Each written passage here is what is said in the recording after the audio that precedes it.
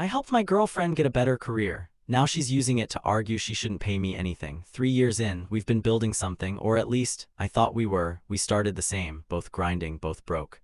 Both figuring it out. Then I got a real job, then promotions, then bonuses. Then I helped her land a better paying role too. I thought that was love. Turns out it was an invitation. The comments started slow. "Guess you're buying dinner." I laughed it off. "You're going to be my sugar mama." I smiled, nervous. "I can't wait to be a stay-at-home mom." I got quiet, then the one that stopped me cold. "You need to stop thinking what's yours is yours." I pushed back every single time. "I don't want to be a provider, I want a partner." Her answer: "I like my job too much to chase promotions." Let that sit.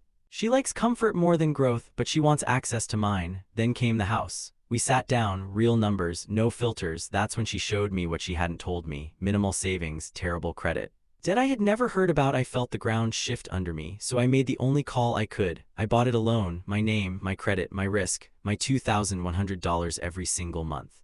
But I wasn't cruel about it. I said, "If you live here, you pay rent." She agreed. $900, less than half the mortgage, below market, no taxes, no liability, no down payment risk. She agreed. We shook on it. We moved in. 1 week later, date night. She says she's frustrated. I said, "About what?" She said the rent thing caught her off guard. I said, "We discussed it."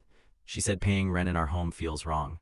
She said she doesn't believe in paying rent somewhere she doesn't own. She said if we're real partners, money shouldn't enter into it. I sat there, very still, very quiet. If she doesn't believe in paying rent somewhere she doesn't own, then she knows what renting is. If it's our home, where was her name when I signed? Where was her credit score, her down payment, her financial disclosure before I took on a mortgage for 30 years? She wants the language of partnership. She wants the safety of ownership without the weight of either, and I understand.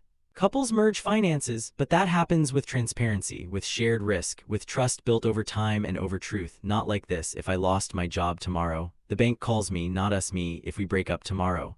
She walks out free. I walk out holding a house and a debt and a hole in my chest. She said I was being cold. Maybe she's right, but I don't think protecting yourself is cold.